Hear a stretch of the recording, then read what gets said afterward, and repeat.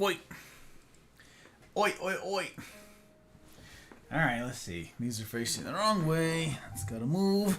That's not in the right spot. That's probably fine over there. The streams appear to be working. My lurks are... There's no shot that they're current. Nope. Who are you?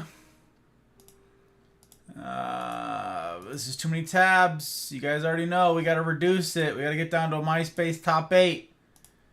MySpace top 8 is too many tabs. So we're gonna have to pull you and wait.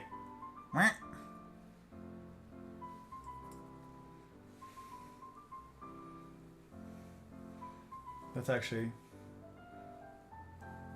really funny. There is. Huh. Boogan is doing Bucks redeem thing? That's funny. Is that what's going on over there? Huh. I was like, wait, why do I have... Nope. I'm just crazy. Whatever, 30 seconds. Oh, geez, we're running out of time. Oh, by goodness gracious, it's ridiculous. Anyways, greetings, salutations, all day. Good to see you. And if I was things, Mel was here so heckin' long ago. Hiya, Mel. Hello, Kodo. Thank you for the follow on Rumble, Kodo. I appreciate you. Means an awful heckin' lot. An awful heckin' lot. And earn it. And earn it. Glad to have you, Kodo. Glad to have you indeed. Dragon BB! I hope you're feeling well and...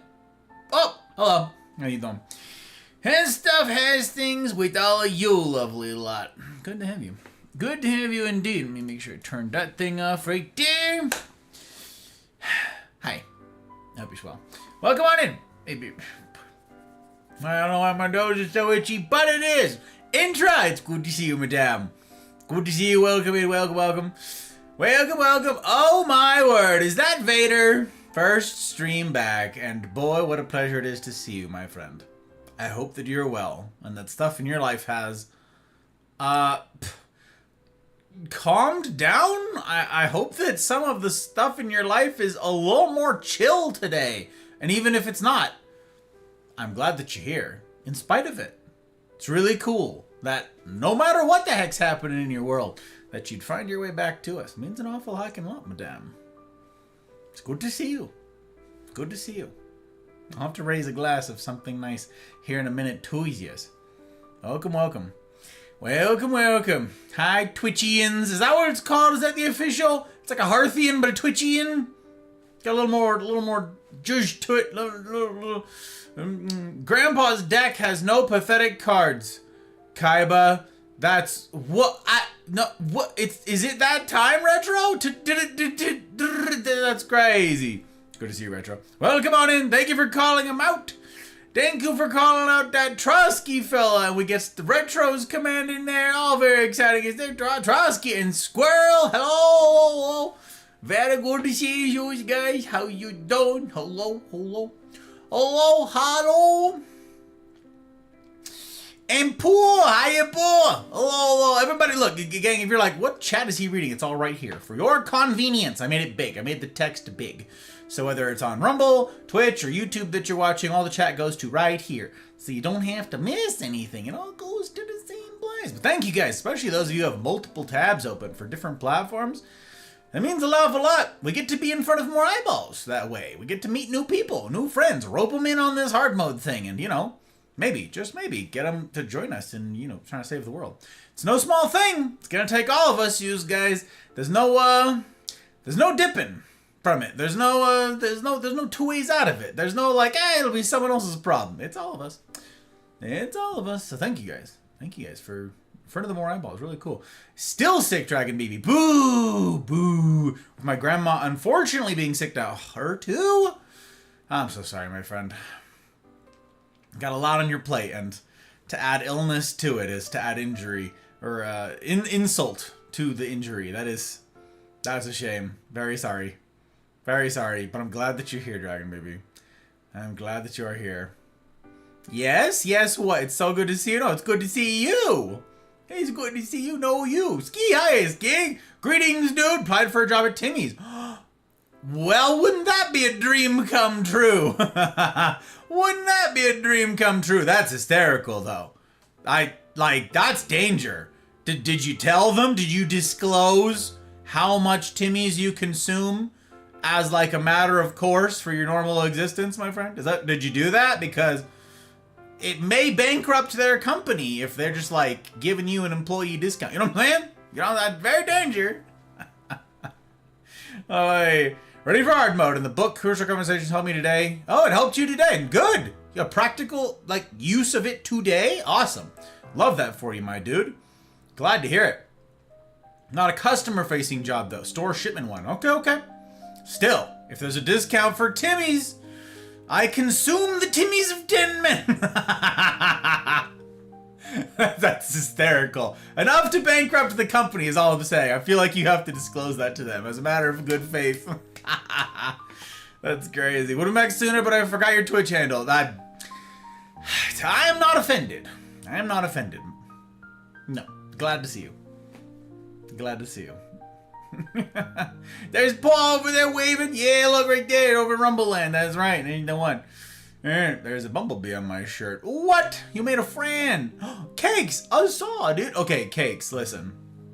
I was going to check a thing. It was for a short. I was going back and looking at an old recording, okay? Here's the short version of the story. I was going back to find context for something, so I pulled up an old recording from years ago. And it was really strange, because I kept calling you Cupcake. And I'm like, this must have been like when we first met. And I'm still like before I started calling you Cakes. And this was obviously long before you changed your name in any case. But still, it was just like, anyways, it's good to see you. Hello. I was like, damn, that was a long ass time ago. She's been tolerating me for a long friggin' time. Yeah, you've been putting up with this for this long? That's kind of crazy. What the? Endurance. Endurance is a valuable quality, my friend, and you got it. Here's the proof.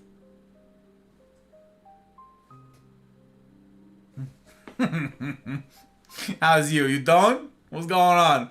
Stuff to tell you for the CNR. Looking forward to it. Looking forward to it, Retro.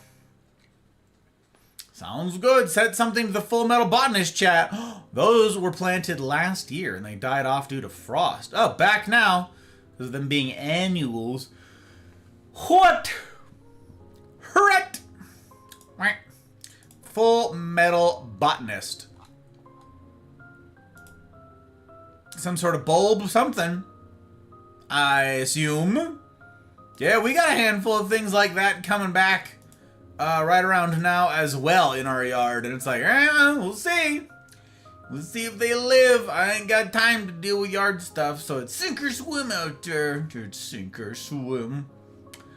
Oh, the before times, indeed. The long ago. The way back. It's true. Like 4 years. I'm doing alright. I'm doing alright. And considering that I get to keep such a caliber of company for that many years, I'm doing swell indeed. I'm doing swell indeed. And speaking of, we've got good drink to pour tonight, you guys, because we're going to be doing a proper talk. And proper talks have three ingredients. Not an ideal talk has all three. Alas, I will not be partaking of component number 2 tonight. No cigar for me. I still have not stocked up on cigars, so that is not it's not been at the top of my priority list right now. So, finances and all the rest of it. In any case, that's one of the ways we tighten the belt sort of thing. So we're using up stuff we have, and I don't have cigars lying around, so that ain't it. But we do get to have good drink. I've got lots of good drink still. A whole library of it that's just been sitting here, because it doesn't go bad. Pretty great. So we've got inventory to work through. So I've got good drink. You guys can tell me what it is you are partaking of in chat as I get some bottle asthma and get out a pour for you guys. And then, see about getting into it. Tonight's going to be a good one, you guys. Tonight's going to be a good one. This is stuff that I've talked about. This is going to be the culmination of several weeks of build-up to this point. And it's also something I've lectured on since I started streaming. But tonight's going to be a bit spicy for a couple people. For a couple folks out there, I'm sure. It's just a numbers game. Someone's bound to be offended by something that ought not offend, but, you know. Good faith actors, bad faith actors, there's no... I don't know. And so yeah, it's gonna be a good night. It's gonna be a good night, and I hope it's as valuable to you guys as I intend it to be. I'm going to be talking about consideration. Yeah, consideration. It's gonna be something. But yeah, I'm excited. Excited to get into it. Excited. Glad to be here for the CNR. I am glad to be here. But we are doing the talk thing for the Gus-Talk. I think that's what you mean. Glad to have you for the Gus-Talk. The stories of the ancients. That's right, Squirrel. The before times indeed. The Wayback Machine, you guys. That's how you learn how things were. Did you see this? What did I... Oh my god. What is this? Hang on. Damn. That actually... That's a good emote. That tracks. That tracks. That's a solid one. Gladiolus flowers. Oh. Oh yeah, those are the red ones, right? The big old red ones that pop up. They've got like the green leaves and it's like a single giant red flower. Is that the one? I think that's the one. There's Mel. Apex pack. Got Apex pack. And what? Chair stream for smooches. Oh my gosh. My goodness gracious. Okay. Hoi. All right. Well, I guess now's a good time to avail yourselves of the facilities if you've failed to do so.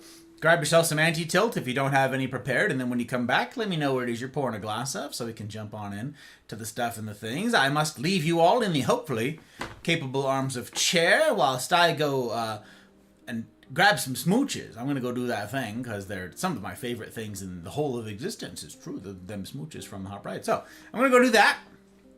Restroom, anti-tilt. I'm going to be fairly quick about this because she's not far away, so I don't have to go chasing her down. In the meantime, sit tight. I don't know. Keep Char honest.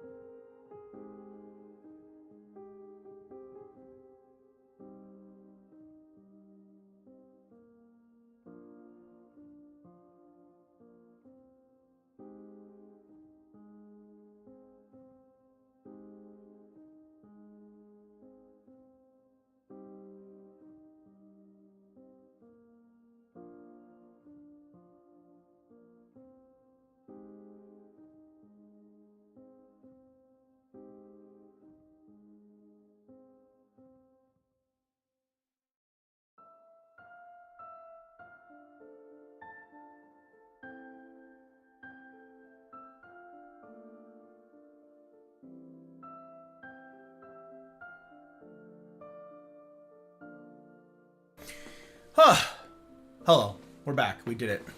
How's it going, you guys? How's it going? How's stuff? How's things? You made it. You survived. You'll survive. All right, we're gonna have some good drink. That's what we're gonna do. That's what we're gonna do, Lurk, because I am rumbling. It'd be being over on the Rumble side. There, cool. Thank you for dropping links. I appreciate you, Kitty. Hi, Kitty. Hello. It's good to see you, madam. Good to see you indeed. Apex pack on cooldown, yes. Amaryllis is what you're thinking of. Yes, I don't know. I don't remember the names of those things. I don't know, you guys. I'm sorry. Blame Mel. That's right.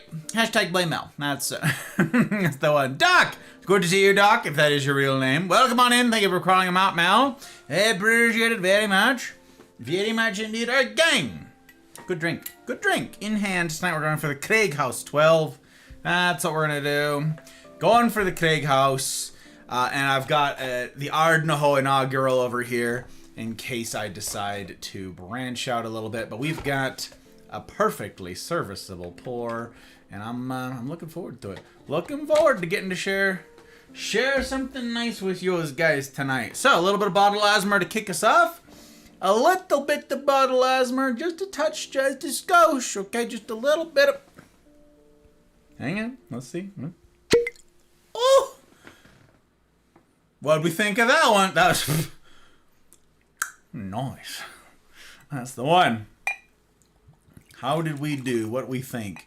Yes, it's too big of a glass for what I'm doing. But also... I don't know, I was thinking about the Marines today, and I had a hankering to use my Marine Corps glass. Why not? Why not? Okay. Craig House there. That's right, that's the one. That's the one. Alright, and then we're gonna settle on in. As soon as we catch up. Soon we catch up with things. Alright. Gang, it's a very good pleasure indeed to welcome you on into another Friday night.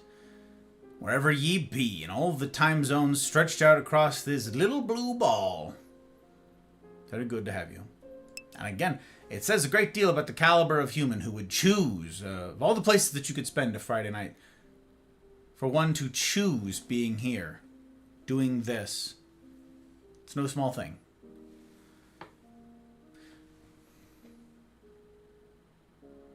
And for choosing that, you have my sincere thanks. It says a great deal about you, and it's quite the privilege to have such as yourselves around me. So cheers to you, my first drink of the night. That very sort.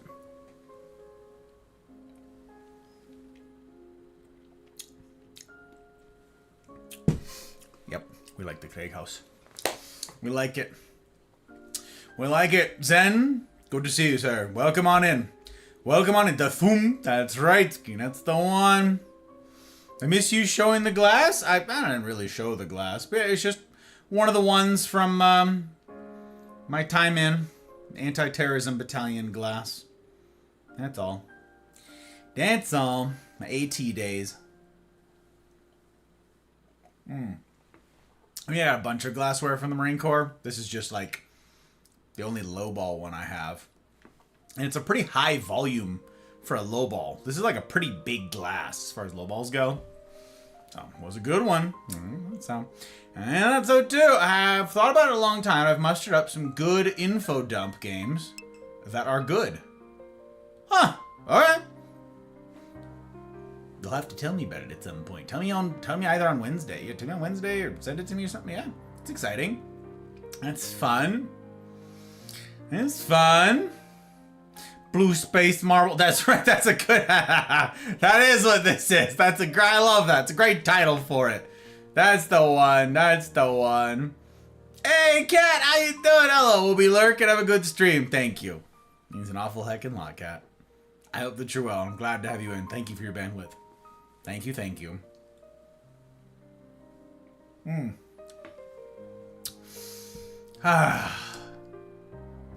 Tonight. I work my whole life. I don't apologize. Oh, Take care of my family. sorry. You probably just heard feedback through my microphone. What? Dancing on the string, held by all those big shots. Doth mine eyes deceive me? A troublemaker?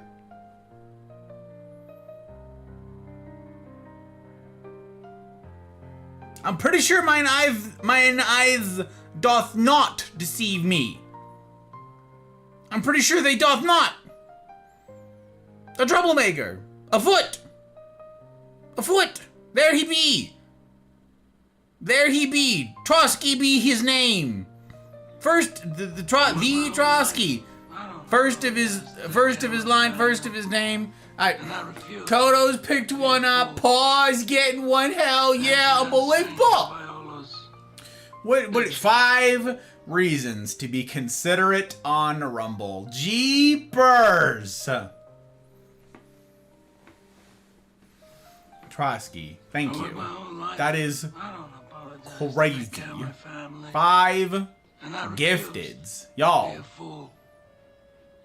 Dancing on the string, held by all those big shots.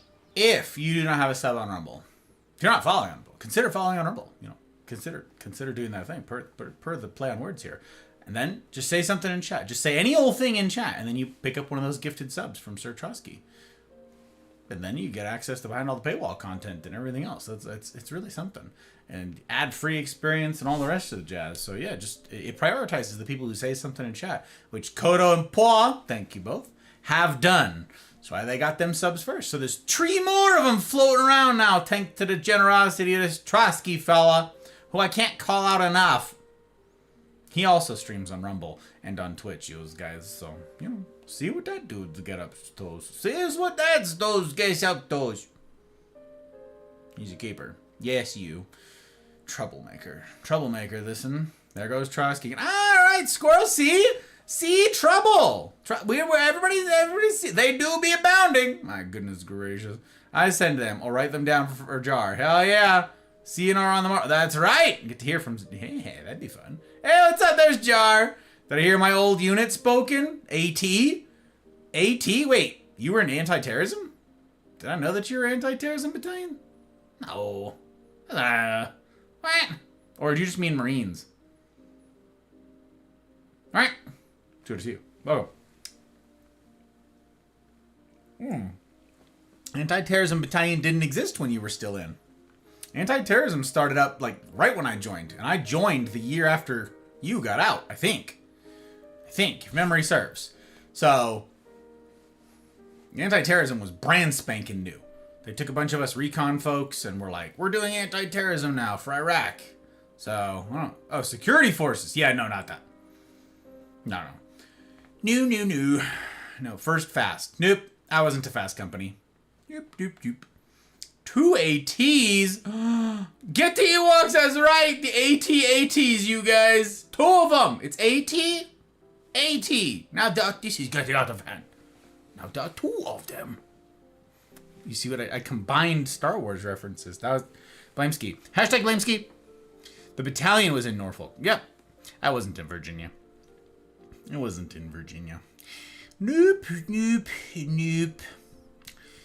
Anti-terrorism was decentralized by design. We were spread all over the place. We didn't have like a, this is where AT is. We were all over the place. Oh, you were. Oh, I got you. Yeah, I'm tracking. Okay.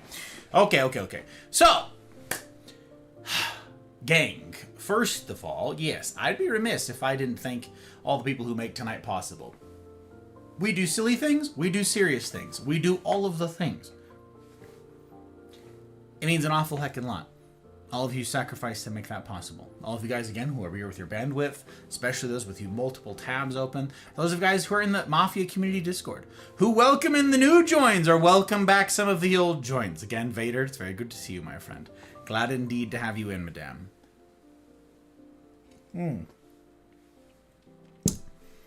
All of you who make the wheels on this thing go round.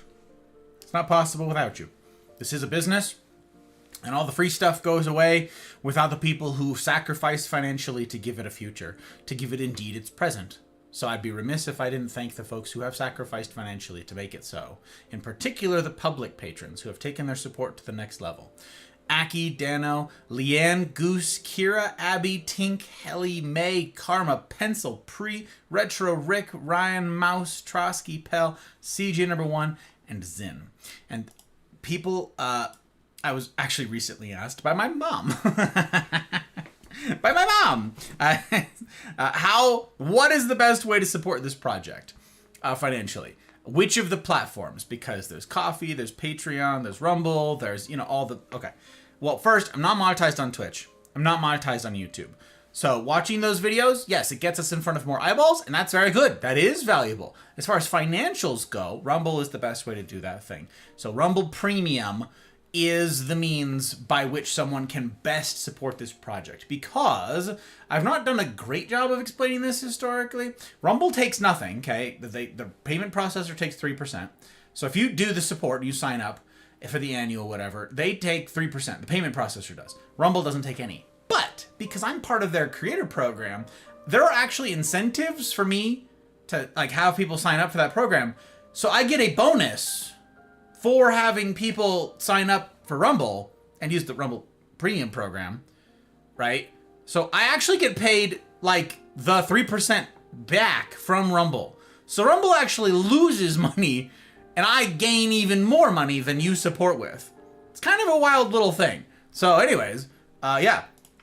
If you are interested, I'm going to put up a discount code right here on the screen. There's going to be a QR code that's going to pop up here in a second, and that is for a $10 off discount. If you're at all interested in using that thing, you can. We don't always have the discount code, but if you are interested in supporting this thing as a one-time deal, there's an annual way you can do that, and all of that proceeds will go toward keeping this thing afloat and hopefully reaching and serving more people. So stand by for the discount code right here. Ready? Wait, did I break it? What, I break it? Hang on. Let me refresh. I want the code. Show me the code. Show me the code. Oh, there it is. This whole project is funded by viewers like you, folks who have voted with their wallets and sacrificed to give this thing a shot at a future. If you're not already a member, you click that button to sign up. $99 a year for the discounted rate, or $9.99 a month if you don't want to go for the annual just yet. You get the entire experience ad-free, plus access to exclusive content not just on this channel, but on every channel on Rumble. It's also one of the best options to support this channel and my work. So if I've been a value add to your life, consider joining up today using that link below. And there you have it. There you have it. So that discount code, it'll stay pinned to the top of Rumble chat for the night. If you want to use that, you can get the discount code, and I still benefit from all of you guys being here. So even if you can't support in any of those ways, I am grateful indeed to have your bandwidth. It means an awful heckin' lot. Okay, one last look at my lurks to make sure we're taking care of our people. One last look. Oh, 2 of you went live. You sneaky.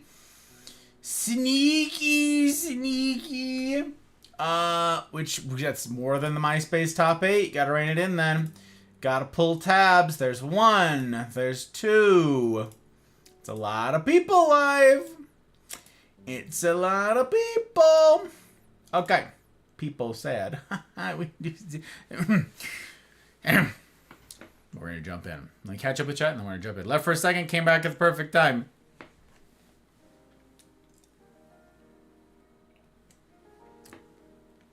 Contradiction. Requires ferreting out someone who's lying. Oh. Interesting. Mind! How you doing, Mind? It's good to see you. Glad that you've made it here to Week's End. Weekend's Eve. Some of you are over in Week's End already, but Weekend's Eve on this side of the things. Thank you for dropping links, Mel. Thank you. Yeah, thanks, Mama Gus. Is true. Guts. Hiya, Guts. It's good to see you. All right, gang. We're going to lock some things down. I am going to be disabling raids. That's how we do it for the proper talks. I love it when you guys raid. I am grateful as hell when you guys raid. It eats me up, okay, to have to disable raids. Because I love raids, and I'm humbled like crazy that any of you would want to humble, or that you would want to bless me by guiding a raid over here, or that you yourselves would want to raid me in this program, and entrust your platform and your people to little old me, which is a big deal. I'm humbled like crazy that you guys would choose to do that thing. On Friday nights, though, we're going to be getting into some heavy stuff, as we are typically wont to do.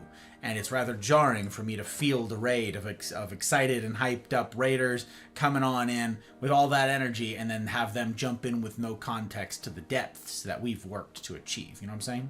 So, Friday nights, it is my penchant, it is my wont to disable raids. So now we've done so. We've closed the doors on Twitch and on Rumble. So, no raids. Thank you to everybody who wanted to, would want to. Thank you. It means an awful heckin' lot. I hope that the lecture is benefit to you guys. I hope that this is valuable to you guys. It took some time to put together in many ways. And yeah. Also, I get to make an announcement now. I forgot that I was going to do this. I don't have the exact date. Okay, here's the deal.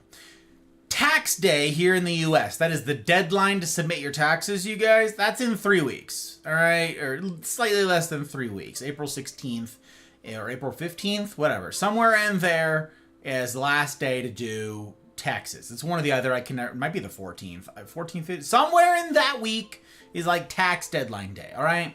I still have things to button up for taxes. It's very complicated to do your own taxes. I had really hoped that I'd have bookkeeping stuff lined up and someone to do tax preparation this year for me, which is why I didn't do it earlier myself. That didn't happen, so I do indeed need to do it myself. So it is entirely possible that I may miss something in the next 2 weeks as I try very hard to get all this stuff buttoned up. So I have been burning the candle at both ends for preparing talks, for doing all of our community events and stuff like that, preparing things for the CNRs, and working on the business, the back end of this stuff, the very unsexy side of it that nobody ever sees, at the tax end and so forth. So grateful indeed to have your guys' patience, as these next couple weeks are going to consume still more of my time. That said, one of the things that I've been doing, writing, preparing talks, I don't just work on the talks that I'm delivering right now. I am constantly working on future talks. So I have been preparing a series for months and months and months with what little free time I've had here and there, hour here, 3 hours there, and so forth. I have been preparing a series that I had really hoped to get kicked off in Q1 here, but the tax stuff really threw me. So I'm sorry, it's going to be slightly delayed, but I'm guessing, because we'll see, 1, 2, 3, the end of April. By the end of April, okay, it is my hope that this happens on the 17th. It is possible that it will be as late as the 24th. One of those two, though, okay, I should cross fingers. Crossing my fingers. I want to kick off a very, very important series. One that many of you have been asking me to visit for literal years. That's not hyperbole. Years. Some of you, it's been since I met you. You're like, Gus, why haven't you done a talk on relationships? The romantic kind. Okay. It's finally happening. It is a long series. It is a many-part series. Or say it's a multi-part series. No. It's a many-part series, okay? This one's been a mini-series. That one's a many-series. This is going to be a lot. Again, some of you have been asking for it. Some of you are dreading it. Some of you just unfollowed right now because you're like, what does this guy know about anything? Screw that dude and his opinions. Sure, okay. I will be sharing a whole lot of empirical data. I will be sharing anecdotal data. And I will be sharing a lot. It's going to be a lot. The Relationships Masterclass will be kicking off by the end of April. The Relationships Masterclass. It's gonna be a lot. But it is purposed with being a benefit to y'all. It is purposed with serving you well, with being a value add to your life, with trying to improve something that is undoubtedly a pain point for many of y'all. And it's going to be a continuation of a lot of the hard mode stuff that we talk about on a regular basis around these parts. But just so as you knows, maybe you know somebody in your life. Maybe you're like, let's see how this applies to me in my world. Great, okay. Who else in your life can you think of who might benefit from it? If there's somebody that you think could be benefited, maybe it's someone you're dating. Maybe it's somebody you're courting, Maybe it's someone you're interested in. Maybe it's whomever out there. Consider bringing a friend. Consider telling someone about this thing. Have them jump into the Mafia project here so we can kick that sucker off proper like in a couple weeks, the Relationships Masterclass. It's going to be no small thing. And it's the culmination of a lot of work. So I hope you'll make the time. I hope to see you guys for that. I wish I had an absolute date to set for you guys so you could set an alarm on your phone. Again, shooting for the 17th. Shooting for the 17th. That will be after tax stuff. I may still be like cleaning up the mess. We'll see. Or like recovering for lack of sleep. The first several lectures are ready to go already. They're already locked in. So I could, but then I'd be scrambling. So I wanna make sure everything is sort of how I want it before I kick it off. But if I wait until it's perfect, then it'll never happen. The perfect is the enemy of the good, right? So we're gonna figure that out. Red Wolf, hello, Red Wolf. It's very good to see you. Welcome on in, and congratulations on the kickoff. Congratulations on the kickoff of the thing, the debut, the premiere. The director's cut is long. That is a crazy cut. That's very cool. There, I got to hear some of the nuts and bolts and stuff and things, because, you know, I know one of your members pretty well. But it's really cool to have you. Congratulations on all that you guys have accomplished, Red. It's pretty darned cool. Pretty darned cool. I'm gonna have to pour more. I'm gonna have to pour more. Is that Cinder? How you doing, Cinder? Waves to you from across the puddle. Isn't it heckin' late over there? Oh, Cinder. Oy. Good to have you in. Good to have you in. Always is a pleasure to hear from you. Always is. Always is. All right, let's hear. The 15th. Thank you, Squirrel. See, people... they know things. I know things. So glad I don't have to pay taxes. Yeah, it's a complicated thing, you guys. Running your own company. Taxes, they're complicated. It's true. They are. It's true. Romantic relationship. I'm gonna get grilled here. It's gonna leave no one untouched, Ski. That's the way. Blinker fluid. Oh my gosh. Thought I almost made it into the lecture. I was almost there. And then what? And then what? And then Guts sneaks on in. She's like, I wasn't doing. So what were you doing anyways? Sneaking. Mm-hmm. Oh, jeez. Oi. Sneaking. Mm-hmm. Yeah. That's right. Everyone's thinking it. I'm just saying it. Sneaking. All right. Duckling! Hiya, Duckling. It's good to see you. Welcome in. Welcome. Unlike and unsubscribe. How dare. That's right. Listen here. It'll happen. Mark my words. Some people will. Some people don't like hard things. I get that. I get it. Les. Hi, Les. It's good to see you. Welcome. Definitely gotten more perspective with your wife this past year. Oh, yeah.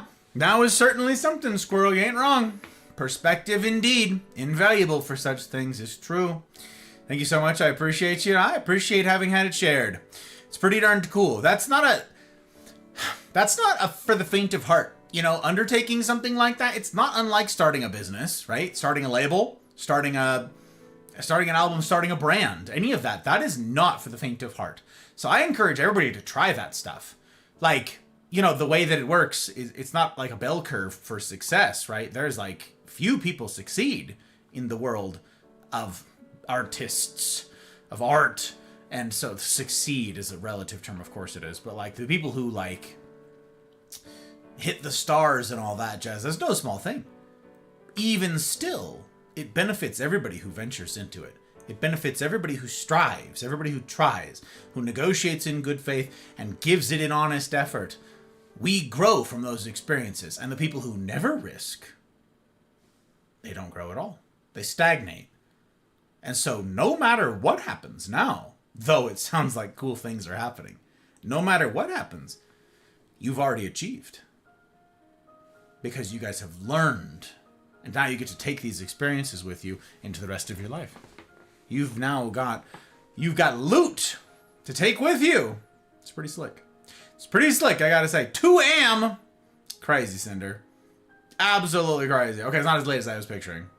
Still. Identity crisis with my avatar. Oh, what? Don't have an identity crisis. Don't do it. Cringing. Donut cring, Vader. Don't do it.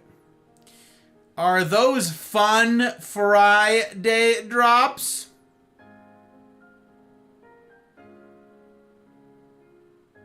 No.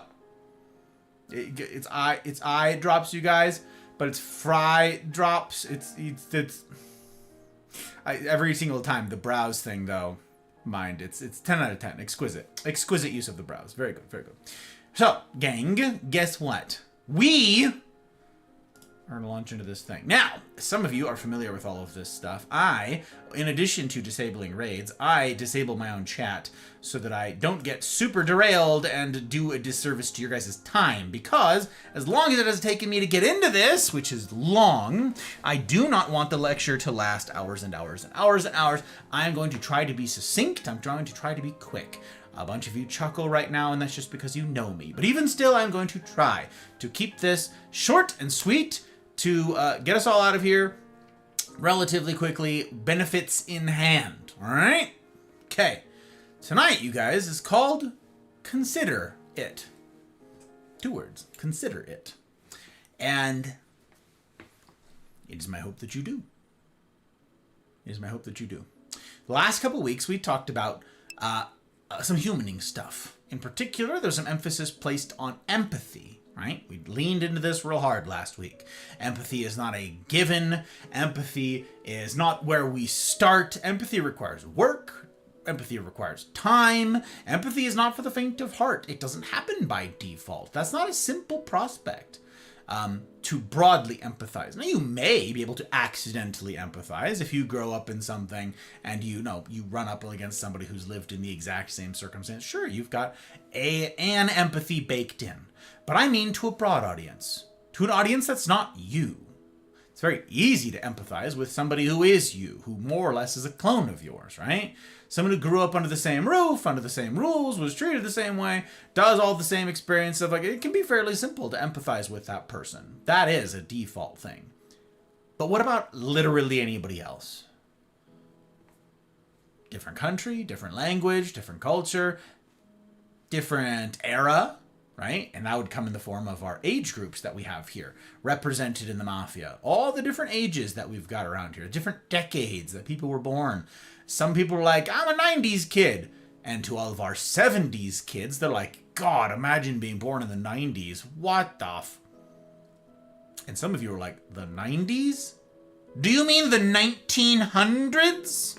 Yes, the 1900s. Be careful. Listen, go slow and go easy on me. I was born in the 1900s, all right? Grandpa needs a nap, all right? So, talked a lot about empathy and talked a lot about how we relate to our fellow man and how we can do so meaningfully. What this hard mode thing looks like. How to get respect. How to operate in a world with people who are other. Tonight I want to talk about consideration, and I want to talk about what does it mean to be considerate. When someone says, and I often say, I love to celebrate this. This is something I take quite seriously. It's a buzzword for me. And so when I see it, I try to call it out. I don't get it every single time, but often I do. And so some of you will have had me say, hey, I love that you just did that thing. That was very considerate of you. And that is intended to be a compliment, because that's not a default thing. That's not something that I can expect as a matter of course. It is something that is to be encouraged, hence my encouraging it here with our time tonight. But it's not the default. It's not a guarantee. So I want to talk about what it means to be considerate in a holistic sense. All right. Now this is the culmination of not just the talks that I have prepared and delivered the last couple of weeks. This is the culmination of a lot of things that I teach, that I try to live here in the Mafia community with this business, with this project, doing life alongside y'all. Okay? This comes as a consequence of sitting at the feet of many mentors over the years, for whom I have enormous respect, having read the books of thinkers some of whom I respected going in, others whom I didn't respect and then gained some for, others whom I didn't know and came out neutral. I read quite a lot on the subject. Others were articles. I listened to some lectures and podcasts on some things. So this is sort of a culmination. This is like a Frankenstein amalgam of a bunch of different components that I think, this is not a list that you'd get somewhere else. specifically that you'd get pieces, fragments of it. I have taken all of these and put them together and said, in my mind, to my mind, this is what consideration includes. Different facets of consideration. Okay? All right. I'm going to rattle them off to begin with here, and then I'm going to go into each in depth with, not that in depth, because each one of these could very well get its own full lecture. They will not here tonight. One of them already got it from last week, because the first one is empathy. Now I'm going to rattle through these, and then I'll go give them each their own time in the spotlight. Okay? So, consideration. What does it mean to be considerate? If someone were to apply the adjective to you and say, right, that right there is a considerate person. That right there was considerate behavior. What will that include? First, practice empathy. To be a considerate person includes someone who practices empathy. We talked a lot about that last week. I won't belabor the point. Next is to choose compassion, emphasis mine. Be sensitive to the needs to others is our next one. That's intuiting. Okay, be sensitive to it. Not, okay, we'll go to this. Okay. Next will be mind your manners. Then, when healthy enough with oneself, put others first. Selflessness. Practice patience. And then apologize when you ought to, or be accountable. Okay, those are them. Practice empathy, choose compassion, intuit, be sensitive to the needs of others, mind manners, practice good manners, selflessness, practicing patience, and be accountable. Okay, apologize when necessary, when appropriate. Now let's break each of these down. Empathize. Last week we talked about this, so just the briefest of treatment. If you missed last week, it tries to be somewhat quick once we get into the lecture material, so you can get a way bigger dose of this. We said this was the psychological identification with or vicarious experiencing of the feelings, thoughts, or attitudes of another, aka putting yourself in another's shoes. Right? And then we talked about the logistics challenges to jumping straight into that. We talked about the importance of this, the value of doing this. We talked about its antithesis. We talked some about sympathy, how it's different than empathy. We gave it an awful lot there. And so in part of my belief of what consideration entails, what all comprises being considerate, practicing empathy is one of them. Okay, so we were pretty exhaustive last week. Next would be to choose compassion. Emphasis on choose. Okay? Compassion. What does compassion mean? Compassion is a feeling of deep sympathy or sorrow for another who is stricken by misfortune, accompanied by, special emphasis, a strong desire to alleviate said suffering. Okay? So okay. A feeling of deep sympathy and sorrow for another who is stricken by misfortune, suffering of some kind, okay? Accompanied by a strong desire to alleviate that suffering. Okay, don't miss the conjunction there. Sympathy for someone and the desire to help. You can just have sympathy for someone. You can just feel bad. You can just be upset on another's behalf that someone is in a circumstance, right? Just even tonight, we've heard examples of things that people are going through, sicknesses, sick family members, circumstances with work, lots of goings on. Sympathy can be a genuinely felt, I'm very sorry for what you're living through right now, and I hope that it gets well soon. Compassion has its own word, okay? It is, you are moved to act on that in order to do something about it. I can have sympathy for the state of something in our world. I could say, yeah, things are pretty bad with all this humaning business. It's true. Really, people don't get along anymore. We are more polarized than ever. Everything's pretty terrible. Ooh, it's awfully gross. Well, that's the end of my day. Off we go. Or I can practice compassion in this area, and I can be moved, me Gus, moved to try to do something about it. This is the sticking point for this business. This hard mode thing is me saying, I see the state of relationships in the world, of our human interactions, and I am moved to try and do something about it, to alleviate the suffering. I've seen your guys' lives. I've heard your guys' stories, many of you. You have my genuine sympathy, but you also have my compassion. That's why I do this. That's why I gave up the life that I had. That's why I gave up financial security. That's why I gave up all kinds of cushy retirement prospects. And that's why I gave up stuff like benefits from the military. And that's why I gave up all of that. I was moved to do something about this. And here we are. Compassion, okay? Choose compassion. This is something that requires you to opt in. This is something that actually moves you. You can't be static and have compassion, okay? And this can be small things too. This can be you see someone is upset, perhaps, maybe they're crying. You can have sympathy for them and say nothing, right? You can have sympathy and say, "Ugh, I hope whatever's happening in their day gets better." And then you just keep on walking, right? Compassion is act on that. Compassion is you taking a step, you choosing to say, "Hey, what's going on? Are you okay? Why you're crying? What's going on?" You intervene. You're moved, compelled to join in. Steep down, kneel down with them in the ashes. Okay? Okay. Next was intuition. This is intuiting, all right? This is an intuition is the direct perception of truth, fact, etc., okay? Direct perception of truth. Independent of any reasoning process. This is an immediate apprehension. This is the ability to perceive something without really having to think about it. This is, you can intuit something is happening. We use this language. I use it all the time. This is, you see a tension going on and you intuit, oh, these two are about to fight. Okay? Or maybe you ask someone how their day is.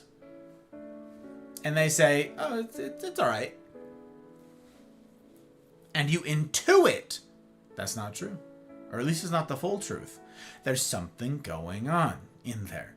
And I will attempt to get good in this area. Intuition, I have said before, is something that we can practice. It's a muscle that is underdeveloped in a lot of folks nowadays because we don't have a ton of human interaction compared to the days of yesteryear, right? Or all the old folks did this by default. But intuition is something that some people have a really good knack for, something you're born with. Some people are really set back in this area. Some people, they're born with this. A lot of folks on the autism spectrum, that in part comes with a natural inability to do this well as a inborn talent, okay? And yet, it is a skill.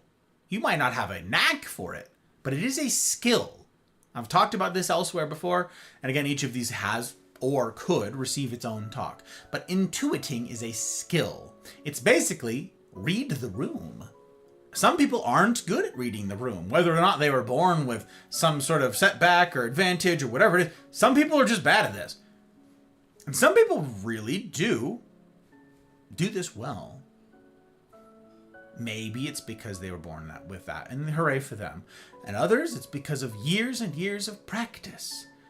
Being an active listener, a participant in what someone is saying, such that you can, and doing so often enough that you can pick up on the nonverbals, that you can pick up on the cues. That's what the social cues. So you're doing socializing and stuff like that. And there are cues that tip you off that something's taking place, that they're thinking something, that they're feeling something, that they're planning something, that they're hiding from something. Okay? Those are cues, subtle tells. This is like poker. You see someone is bluffing or something. We say that they have a tell. Another way of putting that is they have a cue.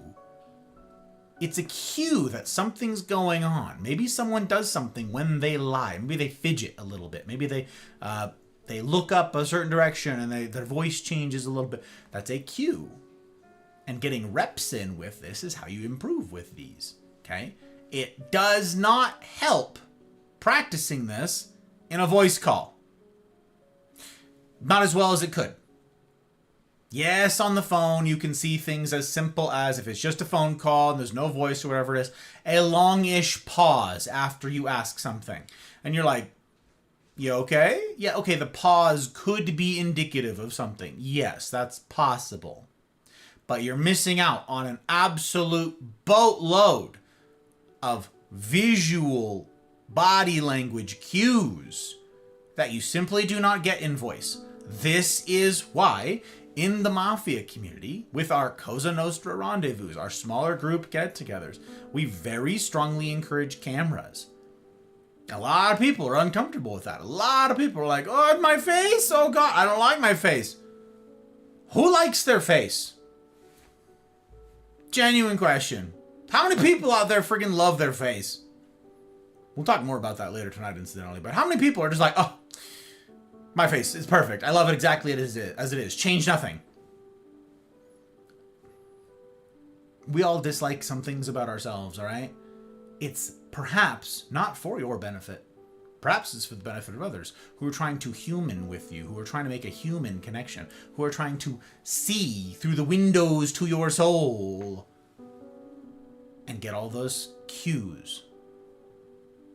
Someone's got their arms crossed, something you said. Or if, they're leaning forward a little bit. You don't get any of that unless you are either meeting with someone face to face or cameras are on. So, intuiting. It's a skill that you can best practice when you can actually look at the other person, okay? So, intuiting things. And then acting on that intuition. Okay, again, you might recognize something in someone's voice when they say, oh, I'm fine. You could just go, they're lying. They're not okay. And do or say nothing. Acting on it would be, I'm getting that maybe you're not okay. I got the words you said. I'm tracking on the words you said. I'm not seeing it with the body language and all the rest. Do you want to talk about it? Part of compassion, or part of being considerate, is watching others, being sensitive to the needs of others, being able to sense, being able to feel it, and then acting on it. See how someone's responding to a given stimulus, and then have that alter your conduct, alter your behavior. If someone's retreating under your volume and your largesse, intuiting might be, okay, maybe I need to dial this back a little bit for the sake of the other. For the sake of this other person. Maybe I dial it back. Maybe I reel it in a little bit. Maybe I quiet down a little bit. Don't want to scare them. You could do this with kids. You could do this with coworkers. You could do this with your boss. You could do this with whatever. But if you are so consumed with what you are saying and you miss what everybody is communicating to you, it's not being very considerate. I heard a story about this once from a, what was her role? I want to say she was president of this big old huge consulting firm, okay? And she goes to Japan on a business trip. Big important meeting. These two companies were like going to merge, and I believe she was a consultant for it. Her firm was going to be for the merger that was going on, and there were going to be a lot of in-person get-togethers to discuss the details. So she goes, and she says that they get into this room, and there's this huge bank, like this huge seating area, and it's all these Japanese businessmen, okay? And they're all sitting there. And they go through this this speech about stuff and things, and the guy, the American guy who was doing the talking, consultant gal is over here watching, guy doing the talking, give all the stuff, says, any questions? Nothing. Silence. And he says, oh, okay, well, I guess I did a pretty good job then. You know, pat myself on the back. Thank you all for coming. We'll see you guys, we'll see you later. Hope you all have a good day. And then, like, takes off. And everybody was pissed. And almost soured the whole deal. Whole thing was super bad. It's like, what is going on? It turns out there's a cultural difference here. Perhaps, here in America, we might raise our hands. Go, I got a question. Maybe you just shout out. Maybe you just start talking. Maybe you stand up and say, yeah, me. Somehow you indicate that thing. I've got this. And okay, so not a ton of interpretation necessary in this case, right? You don't really need to intuit if someone's got questions. No, they'll tell you. There'd be a big waving arm that tells you, I had a question, right? Not so in Japan. What this woman found out was that in Japanese culture, they reconvened things the next day, okay? They reconvened things, and they were like, because people were unhappy. And word got around that everybody was unhappy. And they were puzzled. The American side of this was puzzled. And they're like, what do you mean? I asked if they had questions. I asked if they had anything else. What, am I blind? What do you mean? They got one of their Japanese men to stand up there and ask for their follow-up. Does anybody have any questions? And then he would go, yes, you, sir. To somebody who did nothing. No waving arm, no standing up, no nothing. He said, hi, yes, you. And then the guy would stand up or he'd stay sitting and he would ask his question. And they went, what? And then he'd answer that question. And, okay, thank you. And he'd look around the room. Yes, you. Oh, thank you. Domo. Stand up and ask his question, answer the question. This goes on. So many questions. Like, what is going on? And the translation, the rough translation that the Japanese guy explained to the American counterparts that got to this business lady, that then got to me, okay, in her consulting position, is it is seen as rude to raise your hand like that. It is seen as kind of uppity. It's seen as kind of prideful. It's seen as kind of, look how important I am, spotlight on me, kind of too flashy. So he says, she's like, then how did you know who to call on? And he said, I looked for, again, this is sort of the translation thing. I looked for smiling eyes. Smiling eyes. In other words, put another way, I could see it in their face that they had a question. How many times have you been in a room with people or in a Discord call with people whose cameras are on, and you look around and go, this person's got something on their mind. This person's got a comment. This person's got a question. I try to do this. I try to be mindful about this. When I do this in Discord calls, say in the CNRs with you guys, as they happen throughout the week, I try to read the room. I try to go, something's not clicking with you. What did I say? Did I not make sense? What's going on? They didn't raise their hand. They didn't ask. They didn't say anything. They didn't type anything. They just showed it in their face. I intuited. I had a direct perception of truth. In this case, the truth was they did have something on their mind. They did have something that they wanted to share.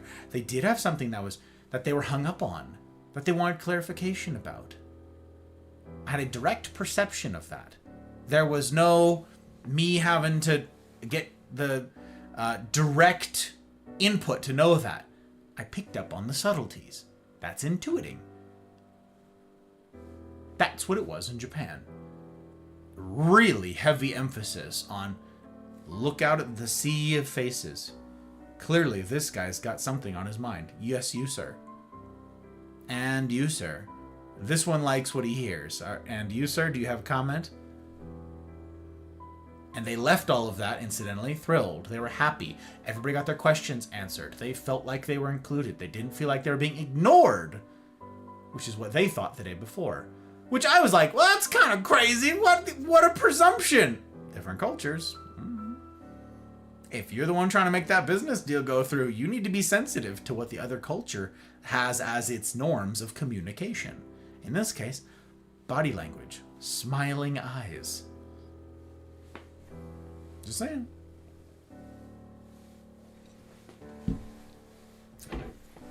Strange for me too.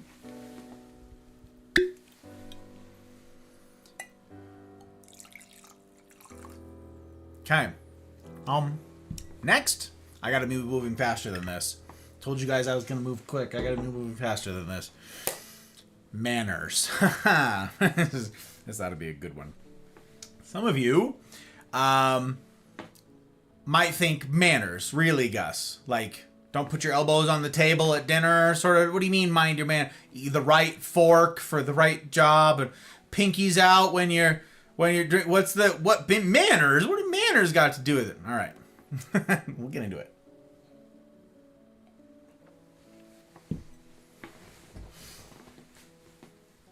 We're gonna do it.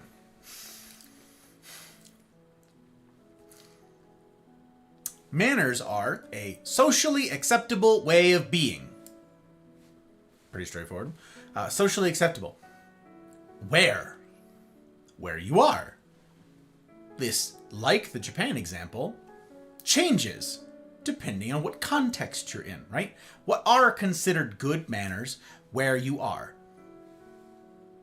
That's, again, tie it to last week's talk, why empathy is difficult. Because empathy requires context. In order to properly empathize, you have to develop an understanding of the context enough to empathize well. What are good manners and how do you practice them? You need to know the context well enough to know what good manners are in said context.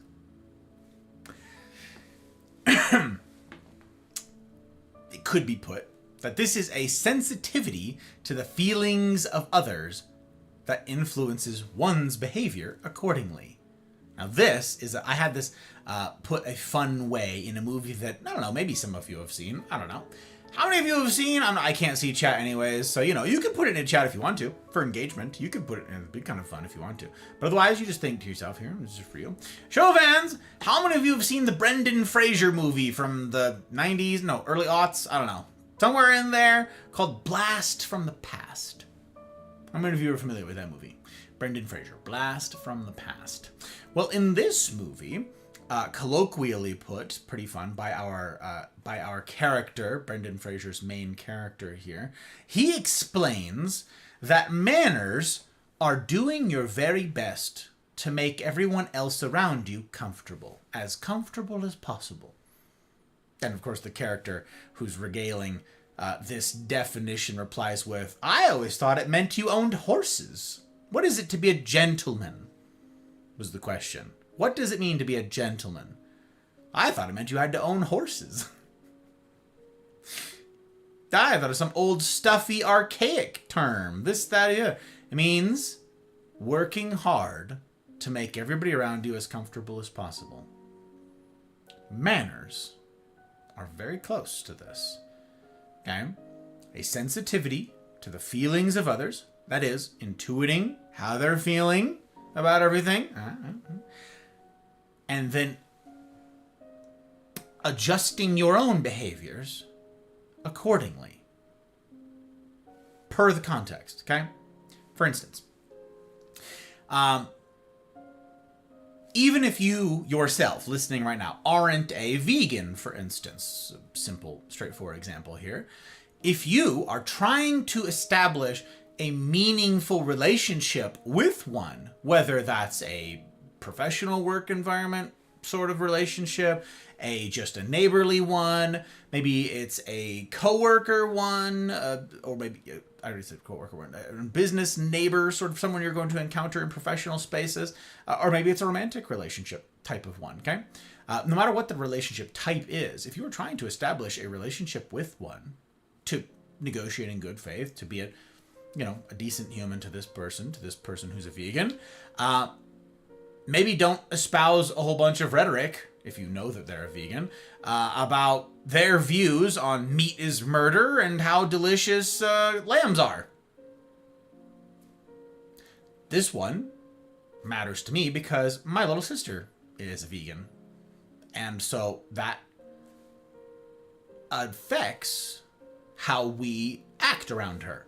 It affects the things we talk about. It affects the places we go to eat. It affects remarks I might make. Again, like not sitting here like, best lamb I've ever had. Just because it's not a hang up for me, just because that's not a thing that I wrestle with, doesn't mean it doesn't affect others. In this case, my little sister. So I tailor my behavior accordingly. Now, so far, you'll notice that my example is fairly straightforward and kind of simple examples. There are stronger, sturdier things on which I won't budge. And we'll get to that, okay? We'll get to those things. So for now, stick with the relatively shallow, somewhat superficial type things, okay? Wants and penchants, okay? Preferences. So I'm being sensitive to the needs and preferences of those around me. Same thing goes, incidentally, for this case, if you were trying to establish a relationship with, say, a practicing Hindu. Maybe don't talk about how delicious cows are around them. Okay? Reading the room. And before anybody gets all high and mighty, before anybody pinkies out of here, before one wants to jump up on iOS, and the same is true in reverse. If you are a vegan, you have some strongly held beliefs on the matter, okay? You will get absolutely nowhere with anybody in a professional sense or in a personal sense. That relationship is absolutely cooked if you are a holier than thou, insufferable twit about it. If you sit there and screech at people about meat is murder and this and that, and that, you should not be surprised to end up alone. You will alienate the vegans if you treat them like they don't matter, and vegans, you will alienate everybody else if you treat them like they don't matter. Cuts both ways, okay? The goal is to love people. And you can't do that if you cast them out because you disagree with them. Or, conversely, you can't do that if you get cast out because you make everybody uncomfortable. What was that definition of a gentleman? Working hard to make everyone around you as comfortable as possible. Is that what you're doing if you are screeching at someone about any position or preference that you have? It's worth saying here, as a quick side quest, that if you say simultaneously, no, the world is in a bad way and I want it to get better. The state of relationships is bad. We are more divided than ever. We're more partisan than ever. Everybody is split and nobody can talk anymore. And what happened to civil discourse? If that's you, if you say all those things and you lament the state of relationships and humaning in the world, you do all those things, and you regularly cast people out of your bubble, cast people away from your presence, cast people out of your circle, get away from me, because they disagree with you. Or you are constantly kicked out of people's presence You are constantly being tossed out of people's circles because you are insufferable. If that's you, if you are regularly excluded from social circles because of your preferences, you're lying about actually caring about the state of the world. You say, oh no, I care about the state of relationships. I care that we can't communicate anymore. It's all going to hell in a handbasket and someone's got to do something about it. Just not you then. We'll revisit some of this here tonight. You cannot simultaneously say, I want the world to get better, and then be an insufferable twit. Such that you could never be worked with to achieve that better world. You're a liar. Manners. Comport yourself in such a manner that you would be invited back. Carry yourself in such a way that people find it a pleasure to be around you. Tailor your words, your volume, your temperament. Maybe you've got a temper. Temper that. Do all of those things such that people enjoy your presence and want it there and think it a value add. Say, you know what would really make this gathering better? Having so-and-so here. If that's not you, this is why. Manners. Manners. Now, on the flip side of this, if this isn't you, I would like you to think of somebody that you know. Don't put their names in chat. Intuit here. Think of somebody that you know, perhaps at work, perhaps in your family, extended family, at your school, whatever. Think of somebody that you're like, ooh, yeah, having them around makes things much harder. It makes dinners awkward. Yeah, it makes meetings really tedious and terrible. And just every time, it makes everything so much, so cringe. It's very cring.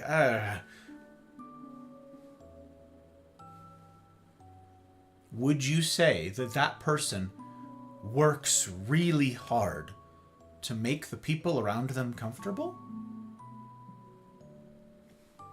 Probably not, right? Do you work hard to see that the people around you find you pleasant, a pleasant human to be around? Manners. And this again depends on context, depends on the culture that you're in, depends on the setting. If you are in a mentor-mentee relationship, treating them like a peer, what's going on, bro? Ain't it? You're dealing with your elders and you treat them like less than. Look down on them. Try to lecture them on something. Even if you're right about something, how you conduct yourself in that exchange is all important. Even if you're right and they're totally wrong. Them being your elder doesn't make them right about everything. No, it doesn't. Them being around on this earth longer than you doesn't make them right about everything. No, not at all. But how you conduct yourself matters a great deal in whether or not you will have a relationship going forward. I gotta move faster than this. The next one is selflessness. Okay, now I caveated this in the beginning here. This is, and per something I talked about ad nauseum last week, your own oxygen mask first. I since then learned that s'mores, good to see you by the way, s'mores. I since learned that s'mores has quite a lot of insight into the aviation industry. And I thought, wow, that's quite apropos that I was talking about put on your own oxygen mask first when the masks drop and stuff like that. S'mores has a life of experience in this in that realm, in this world. So quite the apt metaphor here. But your own oxygen mask first. Yes, we talked a lot last week about how the purpose of the mask is not just for you. It's so that you can be well enough to then help others. Okay? So it's not once your life is perfect, help others. No, you might still be in an emergency. You might still be in a catastrophic circumstance, but you can get well enough to be beneficial to the people around you. And that is obviously desirable. Some people will not be as good at all of this as you are. And the whole situation's terrible can be mitigated if more people are okay, are healthy enough to look after themselves first, sure, and then one another. Okay? Again, we'll come back to that idea too. But in this case, once healthy enough, in a moment, in a scenario, in a situation, not all around you're perfect now. Okay, you gotta put that out of your mind. The next aspect of being conscientious like this, being considerate of others, is selflessness. There's a lot to say about here. I'll try and do it quickly. This is an important definition. Don't miss this. This is a lack of preoccupation. Underlines. Preoccupation with one's own interests, advancement, desires, etc. And attentiveness to those of others. Okay? Again, don't miss the key wording here. Lack of preoccupation with. It doesn't mean that we don't consider ourselves. It doesn't mean that we don't have hopes, dreams, desires, and wants. It doesn't mean any of that. It doesn't mean that we completely ignore ourselves for the advancement and benefit of others. There's a lot of people pleasers here. A lot of yes men here who are like, I'm burnt out just saying yes to everybody else and I never say yes to me. Selflessness is not that. That's not healthy either. Okay? Selflessness does not mean that I don't have needs, that I don't have wants. It does mean that we don't obsess over ourselves and our circumstances. Now, this is kind of critical, so I'm going to harp on this. Again, I'm going to try and be quick. When you, listening right now, hear the word narcissist, perhaps someone in your life pops into your head. Perhaps you go, yes, my mother. My mother-in-law. Yes, this person, or my boss, this person that I don't like. Maybe it's a politician that you don't like. And you go, yes, that person is a narcissist. Now, for those of you unfamiliar with the origin here, this goes back to the Greek of Narcissus. Okay, this is a dude who fell in love with his own reflection. Okay, this is an obsession with his own reflection. And so we get narcissist as a derivation of that, okay? To fall in love with one's own reflection. Now, in this case, it's an obsession over one's own reflection. Now, the way that most people, probably therefore, including you, use the word narcissist is to describe someone who just thinks so highly of themselves. That, I can do no wrong. I'm so smart, and no, my ideas are great. And dear, quit with your ideas. My ideas are just so far and away superior to yours, and yours just don't even compare. They can't hold a candle to my ideas. Please, dear, do stop embarrassing yourself by trying. You see, I'm up here, and you, poor dear, you're way down here. So just shh, the adults are talking. That's probably how, not just y'all, most everybody pictures a narcissist. Someone who thinks incredibly highly of themselves. I am going to dispense with that incorrect definition presently. This is a preoccupation with one's self. In your own interests, desires, feelings, etc.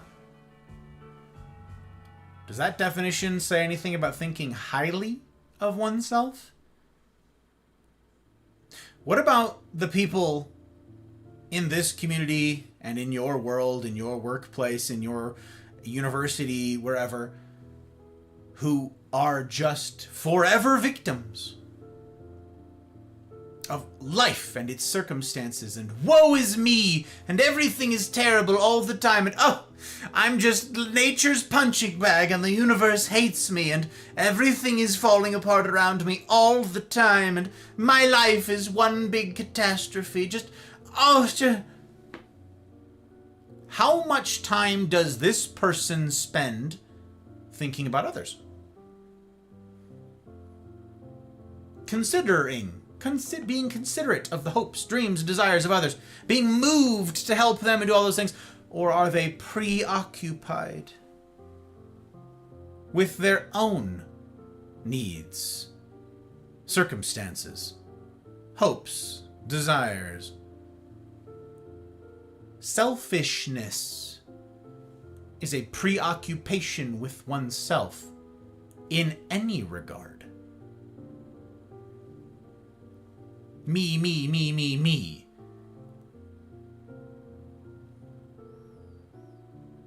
Selflessness means that you lack a preoccupation with this. You can still focus on your plans, focus on your dreams, focus on your goals, focus on your family advancement, focus on your career advancement, focus on all of that stuff. But if it's all consuming, or even if it's a large majority of your time thinking about stuff, if it's about you, you're selfish. I want this policy to be passed. Why? Because it benefits me.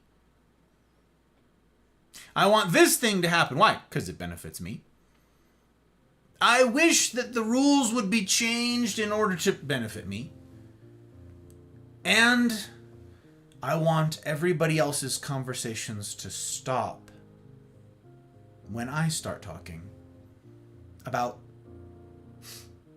all the things that are happening with me. Can you have legitimate grievances? You absolutely can. Can tragedy befall you? Obviously it does. Should you go to people and wrestle with those heavy things in community? Absolutely. It's almost like it's the whole thesis of the Mafia Project. It's almost like the thing that I say all of the time. But you won't be benefited in any way, and nor will anyone else be, if you never actually intend on doing something with that support, doing something with that love, doing something with that circle of encouragement, doing something with the people who've come alongside you to encourage and embolden you, to strengthen you, to undergird you, to lend their aid to you. If you never plan on doing anything with that, you are being selfish. These are the people who go around to various streams and communities and just trauma dump. Is that a valuable medium for getting that processed? You go into someone's Twitch chat. That, in my case, I don't even see a bunch of the time. And you just trauma dump a whole big block of stuff, and here's my world, and woe is me. I'll be as sympathetic as I possibly can. Empathize if at all possible. Of course I will. But it's an impoverished medium that's unworthy of what it is you're wrestling with. In community with people who know you, know your name, know about your life, and care about you, that's the place that you can actually work on that stuff. That you can progress, that you can move out of terrible circumstances, right? That you can advance beyond these things, that you can grow, that you can mature with those people who care about you. That's the chief place for it. Now, if you don't have that group, of course, if you don't have that kind of community around you, yes, get it. Get that community, work at getting in that community. And this is how we're talking about here tonight. Being considerate is how you can do this humaning thing. But if you do find your way into something like the Mafia community, and you do say, no, I do want a better life, but you never do anything with the love and encouragement and support and tips and tricks and all the uplifting, is it possible that you're doing it just for the dopamine drips of people's sympathy? That you are trauma dumping, not because you intend to do anything with it, not because you intend to change or improve, not because you intend to alter a single thing about your day, your week, your life, but because it feels good for people to go, oh, you poor thing. Oh, God, that sounds so terrible. Oh, how have you managed? Oh, my gosh. If you were there, I would give you a hug. If you were here, I got it. I'd hug you. Bring it in. Oh.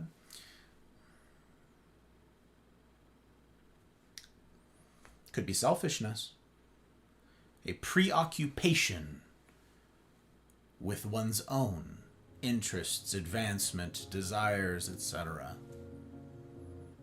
We're after the antithesis of that. Selflessness. We want a lack of that. We don't want that. We don't want that. We want to work hard to see that the people around us are cared for, thought of, considered. When I'm working on something like this, right?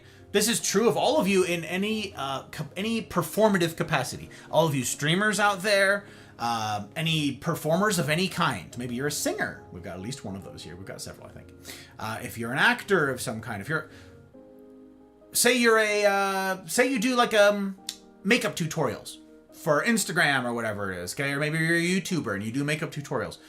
Will you spend a lot of time looking in the mirror? Yes. Yes, you will. It comes down to the heart. Narcissus is looking in the mirror, infatuated, lost in himself, and oh my gosh, look how beautiful I am, and just a preoccupation with me. You could have a completely different heart about it when you're, say, getting dressed or getting dolled up, putting on your makeup or whatever it is for stream, for a live performance or musical performance of some kind. If you are obsessing over yourself, you'll know. Yeah, that's a heart thing. That's a heart posture thing. Why do I dress up nice? Why will I sit there and fuss? Why will I sit there and go, this color doesn't go really well with this, and this pattern really works with this right now, and what's going on with my hair today? And it's a heart thing. I do need to spend time caring about such things. My motivation is for the benefit of others, in this case. If you're doing a makeup tutorial, perhaps your heart is for others. Only you will know. Selflessness. Next, patience. Practicing patience. Okay? Again, each of these could get their own talk. They're not getting them. They're not going to get them tonight. And for anybody who's just joining us, I'm not seeing chat. Apologies, I'm not seeing chat. I don't know if anybody's mentioned that. I don't know if anybody's told you. I don't know if there's any new joins who have been welcomed or not welcomed. I don't know. I can't see chat. Otherwise I get derailed really bad. So, glad to have you in. I hope that you will follow on Rumble, follow on Twitch, subscribe on YouTube, join the Mafia Community Discord, do all those usual things. Links in the usual places, the usual things. Hope you pull up a chair. Because we're here trying to do life together meaningfully in a way that benefits you. Though it often be hard. That's why we call this hard mode. But welcome. Welcome to the life if you're here for the first time. Consider sticking around.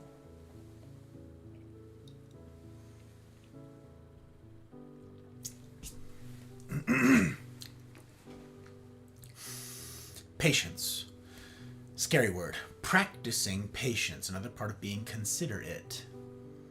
This is the bearing of provocation, annoyance, misfortune, or pain without complaint, loss of temper, irritation, or the like. How's that? The bearing of provocation, annoyance, misfortune, or pain without complaint, loss of temper, irritation, etc. Okay? This is quiet, steady perseverance in the face of pain or discomfort. Instead of blowing up at somebody, okay? Flying off the handle, losing your mind with somebody who says something you don't like. Maybe we go back to one of those examples earlier. You said, there's somebody in my life. Yes, they're in my workplace. They're in my home. They're around the Thanksgiving dinner table. Are you patient with this person? Even when they are irritating? Even when they're just insufferable. Oh, and they're so stupid. They're ignorant. And they say the dumbest things. They clearly don't know what they're talking about. Do you practice patience with this person or these persons? Another good word here is long-suffering, okay? Long-suffering. Let's go back to some old Greek, the origin of this particular word, okay? Long-suffering. It's macrothumia. Macrothumia. It's a great word. I like this one quite a lot. I've used it before, so veterans of the mafia are familiar with me using and abusing macrothumia. Macro, of course, being large, big, okay? And thumia, same word we get therms, okay? Thermometer, temperature. This is like an actual thermometer for measuring temperature, okay? You get the same thing here. This heat business. The translation of this might be, it takes a long time to heat up. Picture the old mercury thermometers. You know what I'm talking about? Some of you are like, what the hell is mercury? Okay. Mercury thermometers, little glass thermometers, right? And in cartoons, you would often see these. They've got all the little like hash marks on them to designate different temperatures. And there's the little bulb at the top, right? And there's like blue at the bottom and it like turns to red. And then there's like the thing at the top, right? And the temperature would cause the mercury to expand and it would get up to a certain size. And it was accurate in reading temperatures, okay? Macrothumia is it takes a long time to reach the top of that. The alternatives, the opposite of this would be like a short fuse, a fuse that runs for really, really long time before someone blows up would be a long fuse, macrothumia, long suffering, or a short fuse. We've all heard that, right? Someone who just blows up with no notice whatsoever, right? The first sign of provocation, they go crazy. What might we call them? Hot-tempered? Why? Why would we call them hot-tempered? It's the same origin. That language is the same origin. Hot-tempered. The top of the thermometer. We might say hot-headed. Okay, all of the thermometer imagery, it's all from this. So if you have a short fuse, if you blow up at the tiniest bit of provocation or discomfort, you lack patience. You lack long-suffering. You don't have a macrothumia, perhaps. You have a microthumia. It takes very little for you to heat up. Okay? This is a practice. This is another bit of encouragement. Like the social cues, like intuiting. Some people are born with like, wow, this person they can put up with a lot. They've got a long fuse. Some people are born more inclined toward that than others. Hooray for them, right? For everybody else, the encouragement here is this is a skill. What does that mean? It means you can improve at it. We all can. Every single one of us can get better at this skill. Like everything that you can practice, you can get better. The sticky bit with this one, though, is how do we practice it?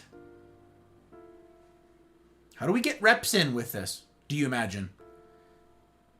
What is the training environment in which we get to practice this, to stretch this muscle, to strain this muscle such that it can break and grow stronger again, like in the gym?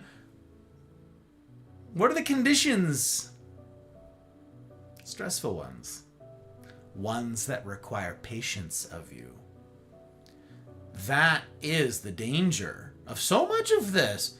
The training environs. This doesn't happen in a vacuum. How do you practice patience? By being around people that require it of you. Do you see it? I've said before about the rendezvous.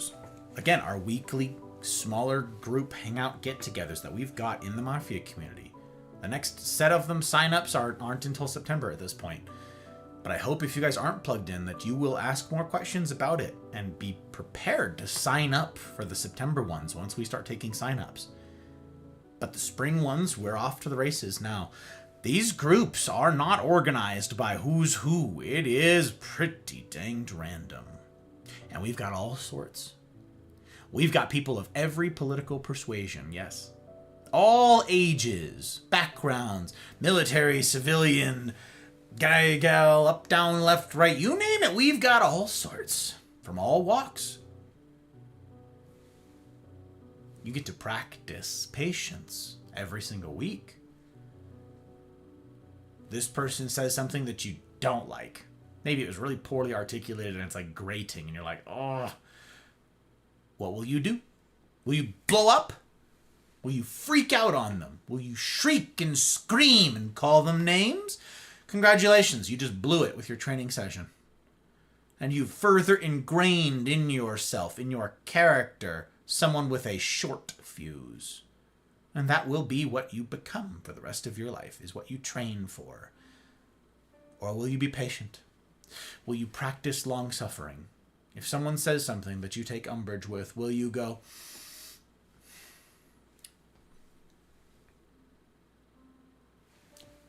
not going to blow up, not going to freak out?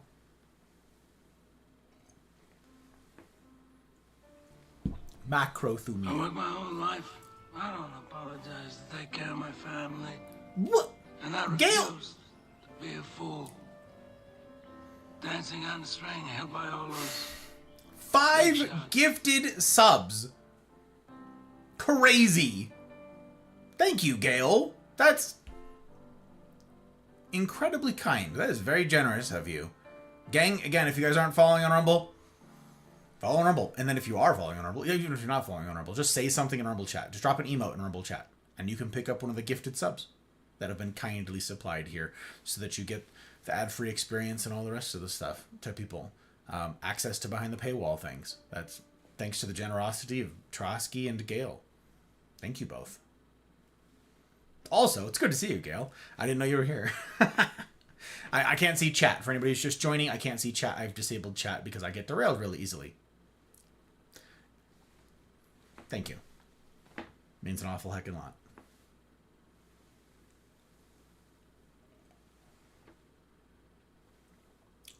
That's a yummy pour tonight.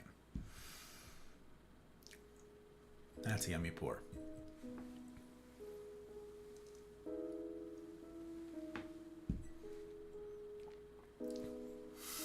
Patience. Practice patience. Ask the parents around. Ask the parents in your life how easy this is. Parents who've got really any age child, because at some point you will have had young children. Patience, patience, patience. Practicing patience is part of being considerate. And lastly, on our list here tonight is accountability. Okay? Accountability. This is apologizing when appropriate. That is, owning up to something where you've fallen short. Owning up to something that you've screwed up. Be accountable for your actions, for your decisions. The definition is subject to the obligation, being an important word there, okay? Subject to the obligation to report, explain, or justify something. To be responsible or answerable for something. In this case, your actions, your behaviors, how you conduct yourself with others. Because we are talking about humaning, that's the context for all of this. Be accountable. Own it. Now, I have to address this right out of the gate. Many people dismiss this word. People dismiss accountability. Or people have a twisted definition of accountability in their brain. Those who don't dismiss it outright have an inaccurate description, an inaccurate definition in their brain. Okay? So many people dismiss it out of hand, these days in particular.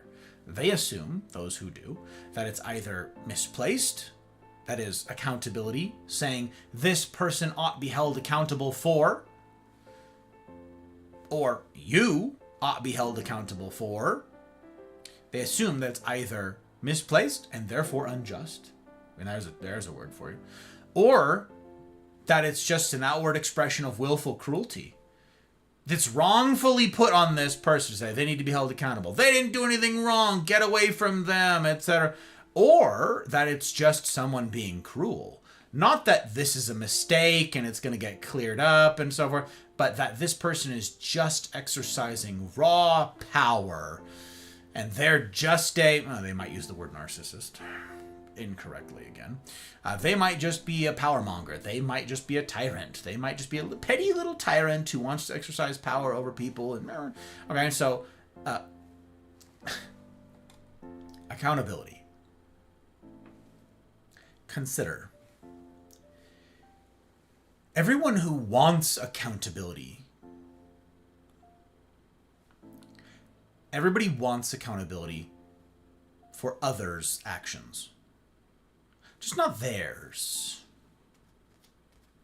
So this gets sticky awfully fast. This is in our nature, by the way. I'm not excluded from this. We're all roped in on here, okay? This is all of us. When we perceive an injustice has taken place, we demand accountability. Do we not? That's the language we might use. We demand that the responsible party be held to account. Accountability. But when we do something that others perceive to be some kind of wrong, or what we talked about last week, we will justify our actions. Justify means to make straight, by the way. It's a carpentry term for building houses and structures and so forth. To justify, to make straight. We say, no, you've got a crooked picture of this. You got a crooked understanding of this. Let me straighten this out by what? Adding all of the context. We will have so many reasons why we actually shouldn't be held accountable. Why we're not to blame. Why punishment is not the answer. Right? You don't know the whole story. Here's why I did the thing. If only you understood why I did the thing. If only you understood the context. You need the context. If everyone simply understood me, instead of constantly misunderstanding me, I'm so hard to understand, I'm so mysterious. If everyone simply understood me, they wouldn't see what I've done is wrong. They would get it, okay? And therefore it's everyone else's problem, in fact, not mine. No, I am justified in my actions. It's the rest of you who are bigoted or naive or awful. Not me, though. Yes, I'm the one who broke the law. Yes, I'm the one who committed a literal crime. But it's the rest of you that are the problem, because you just don't understand me.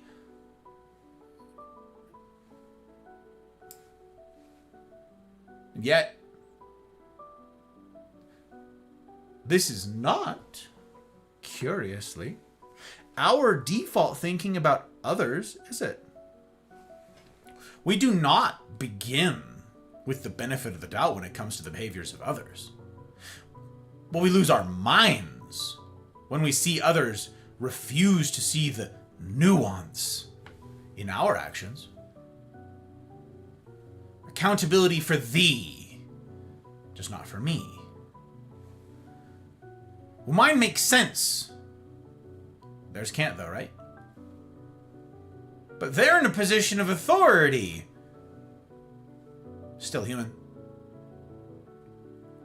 Remember we talked about treat people the way you want to be treated and all that? Accountability is one of the great equalizers in life, gang. It affects all of us. You see, the catch-22 here is it either condemns us all or it benefits us all. So be careful, friends. Because if you are wont to demand accountability of others, accountability for others, drop the hammer at them, throw the book at them, with those same words, you are bringing down the axe on your own neck.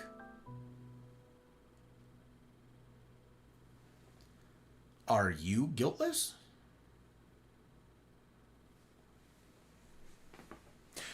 But with me, it's different. I see. I see.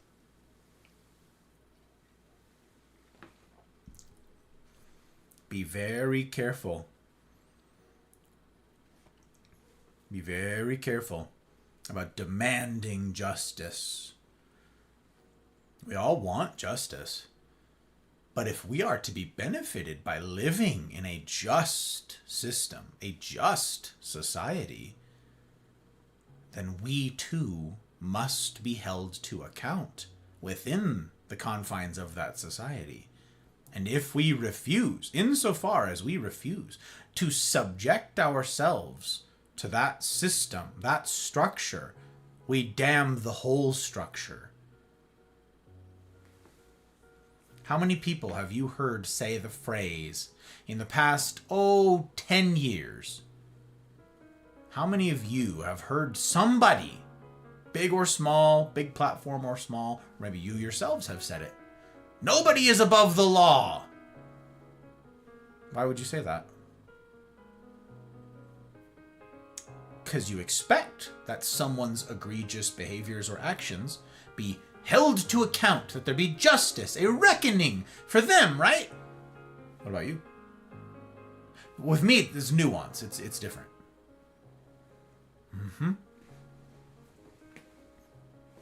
Right. What does it mean for our context here? What does it mean to be considerate? And why does that have something to do with being considerate, Gus? If you are going to be part of polite society, if you are going to be accepted into any circle of any size, and consideration for another is critical for that. When you've done something wrong, own it. When appropriate, own it. Do not shirk responsibility if you are culpable. Apologize. It's expected of you. If you expect it of others, they expect it of you. Being considerate means if you are culpable, you own it. Now, if is important, okay? Don't dilute what apologies are by just doing it all the time, even when it's inappropriate. Don't just say sorry for every stinking thing, okay? Apologies have a purpose. Apologies have meaning. Apologies carry weight. But not if you just toss it around every other word. Sorry. Don't. That's not it. That's not what I mean. But if you are culpable for something, own that. Own that shit. And apologize. Say, I'm the problem. It's me. I screwed this thing up, and I'm really sorry. I really hope it doesn't happen again. I hope that I will try. Here are the things that I'm going to do to try to make sure it doesn't happen again. Sorry, gang. How often do you apologize when appropriate? Or do you just always have nuance on your side?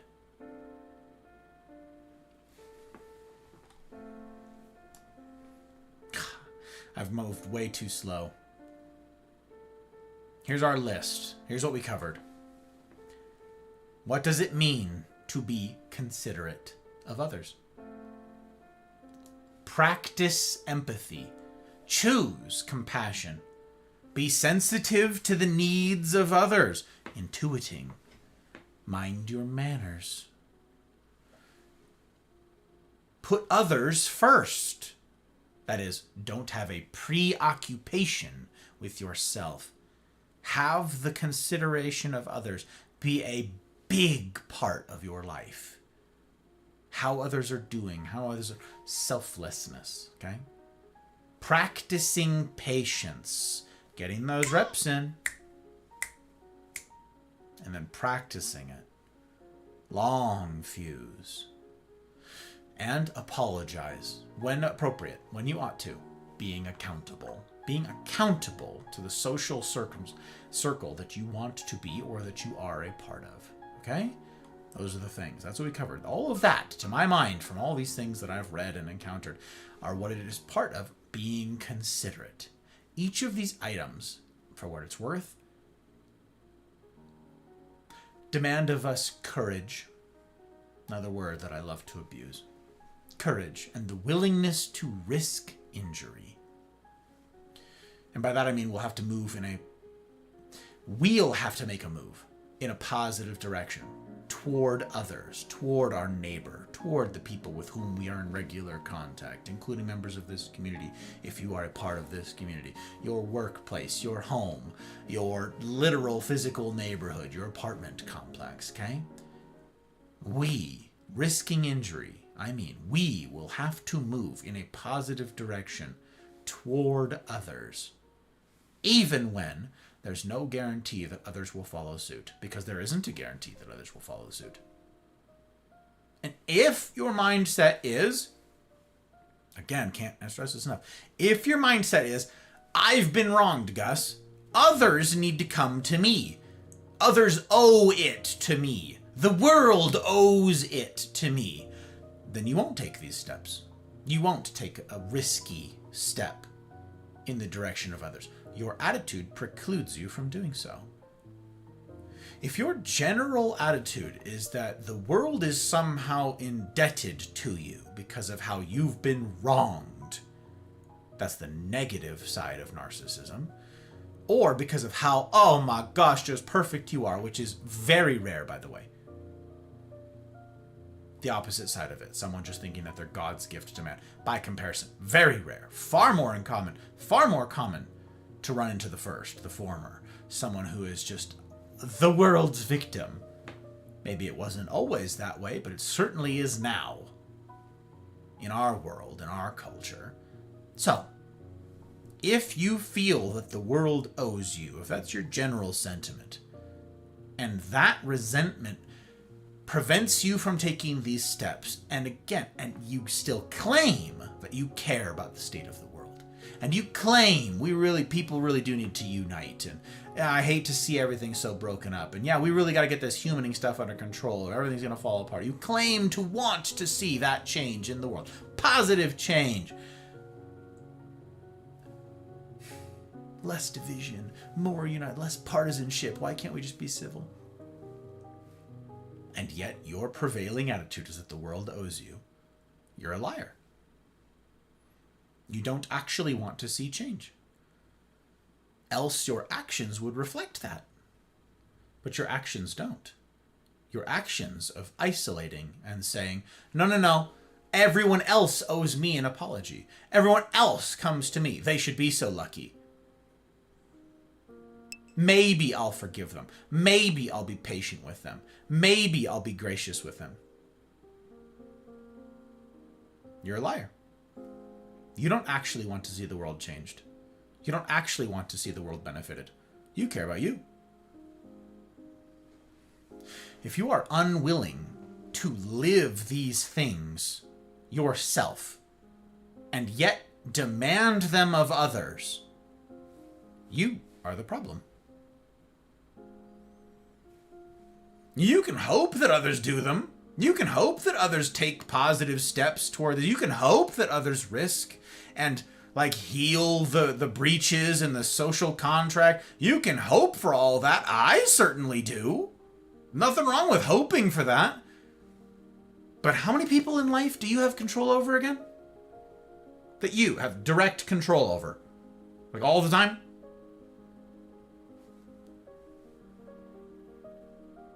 What they're all doing? What everybody else is doing? Hope all you want. The only change that you can guarantee is, with you. Hard mode is a choice. And no one can choose it for you. Just you. It's worth emphasizing again that some people are living life on easy mode, for what it's worth. I've said this elsewhere, I've said this a lot. They're living life on easy mode, not necessarily out of choice. Some people have a biological mental handicap of some kind, right? Some sort of setback that precludes them from having the level of advancement that should, on average, correlate with their age, right? We all know that. We all understand that. We all understand the biological realities of handicap. We get that. Yes? Yes. Okay? At least, like, people who understand literally anything about anything get that, right? Okay. Well, handicaps that preclude higher level functioning in interpersonal exchanges like these, yeah, we really should extend kind of a pass here. Now, that should be the extreme minority of mankind if it's purely biological stuff, okay? The stuff that you didn't opt into, the stuff that you've got no control over. That's the extreme minority. The other one, you know who else falls into this camp of people who are running life on easy mode? That are focused really on themselves. They're not doing all this considerate stuff. Kids. Kids fall into this camp. Some people who fail at all this do so because they're young. They lack wisdom, the skill of negotiating, navigating life well and skillfully. They lack wisdom because they've not lived long enough to accrue any. You're 7 years old. Yeah, you're not going to be great at all of this. Remember what I said? You got to get reps in to be patient? Why aren't children patient? It's probably not from lack of intentionality. It's because they're 6, you know? And that's where, for what it's worth, empathy and patience especially, again, come into play. When you're dealing with children, again, ask the parents how important something like this might be. People may not be where you are. And though it absolutely will be their fault, a lot of the time, sometimes it won't be. Sometimes people will be mentally, physically, biologically precluded from being at that level that you sort of expect as an average, okay? And then, yes, again, children. And if they're not on your level, if they don't have the level of social grace, of social expertise, of social cues, like highly developed social cues, the right word for the right moment, this skill, if they are not terribly considerate, this is where you ought be. And where I ought be, and where each of us ought be. This is, after all, part of reading the room, is it not? You find yourself across the table from someone who is uncouth, someone who does not know what you guys know about these things, who is not practicing these things, maybe who doesn't care, maybe who is the perpetual victim, the world's victim, and everything is someone else's fault, and you find yourself at dinner with this person, in a call with this person. How will you conduct yourself? Will you be considerate of them? This talk is called Consider It, but it might very well have been called Consider Them. Consider others. Consider this person across the table from you. What do you know that they don't? What should you do with that information gap? How would you want to be treated? How did you want to be treated? Per our talk last week on empathy, how did you want to be treated when you were them? When you were younger, more naive, when you lacked all of this understanding, when you lacked the maturity that you have now, were you given the benefit of the doubt? Did people extend patience to you? Did they care for you even when you didn't reciprocate?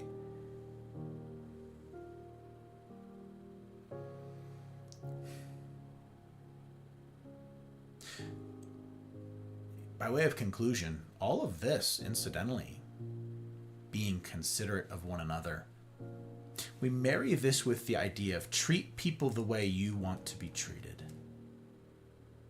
All of this can be summed up actually in 2 practices: grace and mercy. 2 more words that require definition of us here tonight. Grace. Grace means unmerited Okay, nobody earned this thing. Unmerited or undeserved favor. That's grace, okay? It means getting something that you don't deserve. Getting something that you don't warrant. Getting something that you didn't earn. If you're uncouth, you lack all of these consideration elements. You lack social grace. You lack the social cues, and you step on people's toes, and you're rude and inconsiderate. And someone treats you with love and respect and patience anyways. When they apologize, when they commit a faux pas or mess something up, when they practice all of these things, and you've done nothing to earn it, because you've been insufferable and awful, that's called grace. You did not deserve their kindness. You did not work to earn that behavior being sent in your general direction. You didn't. This is kindness that you haven't earned. Grace. Someone enters your world and does not respect you. They're not being particularly kind or thoughtful about you. But you think, how would I want to be treated? Or how did past me want to be treated in a circumstance like this one? And then you treat them that way. That's grace. Sums up quite a lot of what we've talked about tonight, incidentally. Because it doesn't matter what the other person's doing. To be considerate of another. Nothing to do with what they've done. Okay. The second one of these is mercy. Mercy, similar wording here, but hang on to the difference, okay? Very important difference. Mercy is unmerited or undeserved forgiveness. Grace was unmerited or undeserved favor. Grace was getting something even though you don't deserve it. Kindnesses that you haven't earned. Mercy is not getting something that you do deserve. How many times have you in your life said something somebody should have punched in your teeth for? How many times have you said something that somebody really could have kicked the crap out of you for? You said something to, ooh, you picked a bad fight. You said that stupid thing to someone twice your size. That's, how many times you've ever done that? Maybe they did punch your teeth in. Maybe they did kick the crap out of you for this thing. Okay. One might say that's justice. You got what was coming to you. Okay. That was warranted. You earned that. Mercy is, you've got something coming to you, and it doesn't. This is an earned punishment that is stayed. A sentence that's not meted out. I've talked elsewhere at length, but it's been a while, about meekness. Meekness and weakness are not the same thing. The word meek, in its antiquity, in its origin, the purpose of the word meek, okay, and what it ought to mean now. We've got a perfectly good word for weakness. It's weakness. You don't need two words for it. Meek means power restrained. The word is used in all of antiquity to describe stuff like draft horses.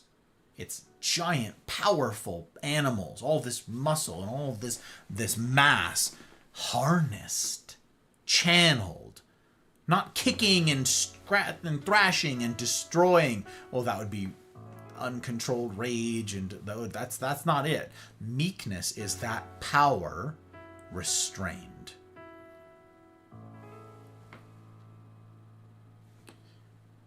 You say something to somebody who could obviously kick your ass. Which is easier for them to do? Kick your ass or to rein it in? I'm a Marine. I might not be my fighting weight anymore. I might not be as up to date and up to speed on all the stuff that once I was. But many times, though I'm not 7 feet tall like some of y'all are out there, some of you giants out there, and I don't weigh 300 pounds, I don't have a whole bunch of hulking mass to throw around, I could handle my own. Still can. Usually I just deal with bullets now, though. I don't need to do too much of the straining anymore. I have the great mechanical equalizer. I just shoot you. I got nothing to prove. I got no pride tied up in it. I just put 2 in your chest. Many times, I'm a trained fighter. Many times, someone, maybe they're drunk, sometimes sober, less often, they say something to me, some civilian somewhere, doesn't know nothing, and they want to pick a fight with me. Happened a lot. They want to start something. They want to look good in front of their boys or in front of their girls or something. Or maybe it's just that liquid courage, whatever it is. They want to pick a fight, okay? Which is easier for me to do? Kick the crap out of a drunk civilian?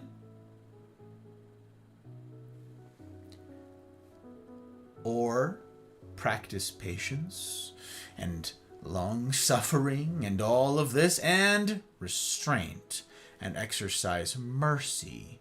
Which is more difficult? Which requires a stronger man? Which requires more strength? Me to just unleash fists of fury, rain it all down on this person? Does that make me strong? To crush this bug? What if they spit in my face? That's happened. Someone literally spits in my face. Says something like, "What are you, pussy? Huh?" And they're drunk, and I'm sober. Which is easier for me to do? Stomp this bug? Or, I think you should go home.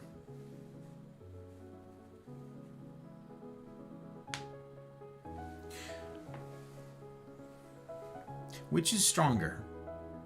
My fist or my will? This is the question that's at stake when this moment arises. Which will win? Which have I trained? Which is prepared? Who have I decided that I will be? What kind of man have I decided that I will be? Which is stronger, my fist or my will? My body, hardened by years of training and work and all of that, or my convictions? One is easy mode, one is hard mode. One makes the world worse, one makes it better. At risk of sounding like a broken record,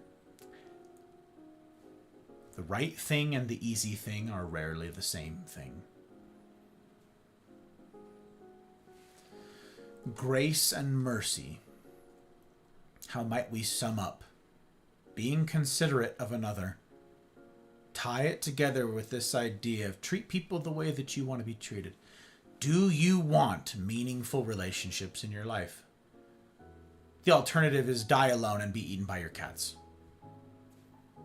Just to be blunt about it. Do you want to do life alongside people? Platonically, romantically, whatever. Or do you want to die alone? The latter is super easy. Just be offended at everything. And sit there and spiral about how terrible your life is and how terrible your lot in it is. Just be bitter, just be cynical, and just mope about every single thing. Great. You're going to die alone and be eaten by your cats. That's easy mode. And that's the world that we have. Look around. Or do you want the world to actually be fixed? It's going to require something of you. Do you want your own life to be fixed? It's going to require something of you. It costs. What will it cost? Just what we've talked about here tonight. Why will people be around you? Why will people not just tolerate you? I don't know how many people who want to be tolerated. Not just merely tolerated, put up with. Not just that. Do you want people to want you around? Do you want people to miss it when you're not there? Do you want people to think to themselves, you know what would make this better? Having so-and-so here. Where are they? Why don't we hit them up? Do you want that to be you? Then you need to do all of this for others, such that they desire your presence, that they desire your company, that they desire your camaraderie, that they desire holding your hand.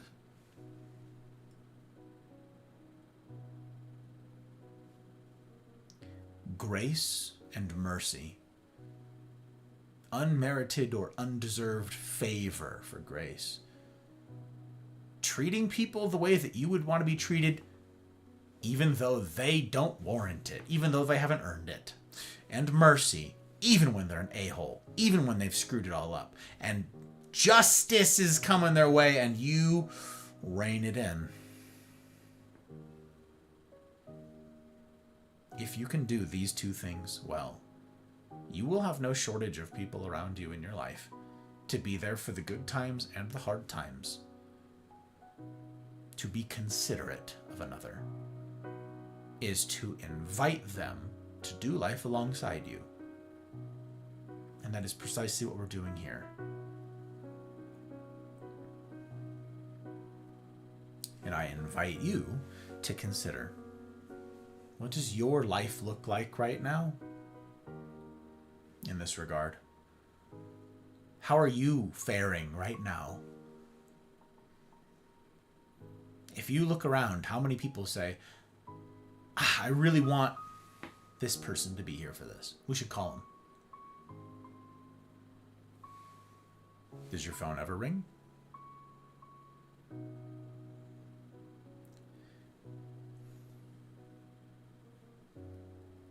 Would you want to be around you?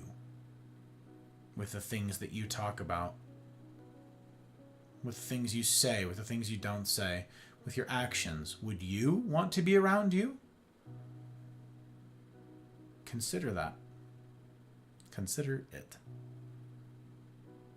Thank you for your time here tonight and for your wrestling with difficult ideas, as usual. It's no small thing, gang. It's no small thing. Attending these is not the be-all, end-all. I certainly am not, and the content that I bring to you certainly is not. But I hope it is of benefit to somebody. Chiefly, namely, you. I hope that this can help better circumstances that you might find yourself in.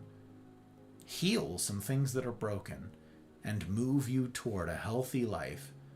One that you can be proud of. One that you can love. And one that others see and want. A life that people look at and say, I want what they have. I want that. And maybe, just maybe, they'll get the courage up to ask you, how do I get to there? How do I get to where you are? How do I do this? And if you are considerate, perhaps you can share it with them. Perhaps you can show them the way.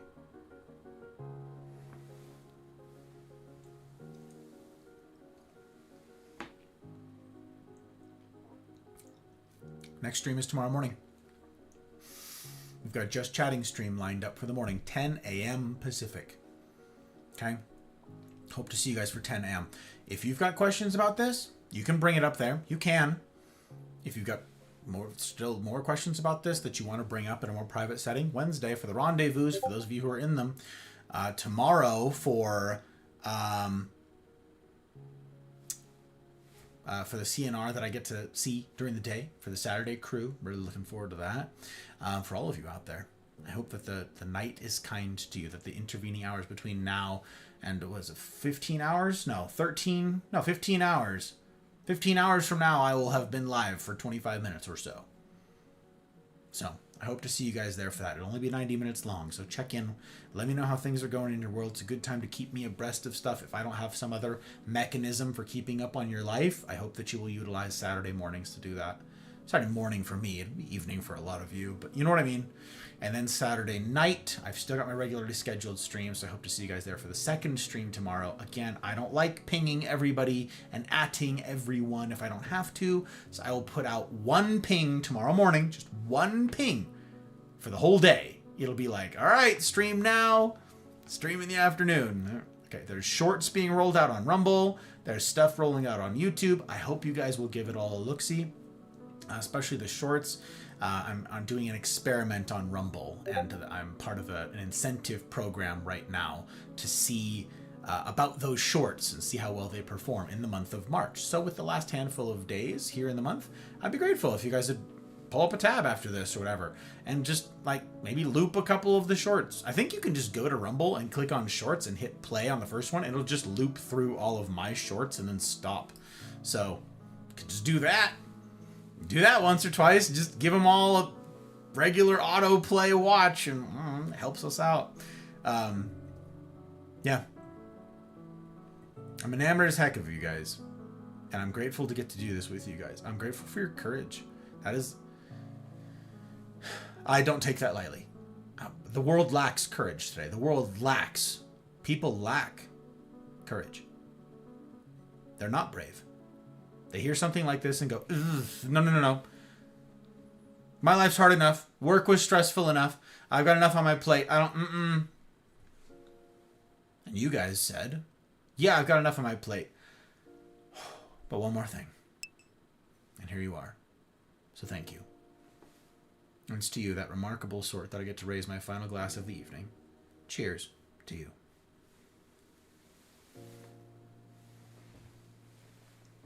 Thank you again to Trotsky and Gail for the gifted subs here tonight. For all of you who have signed up for Rumble Premium, whether maybe you're doing coffee, Patreon, everybody who has subscribed to make all this possible. Thank you. Thank you. It means an awful heckin' lot. An awful heckin' lot. I aim to earn it.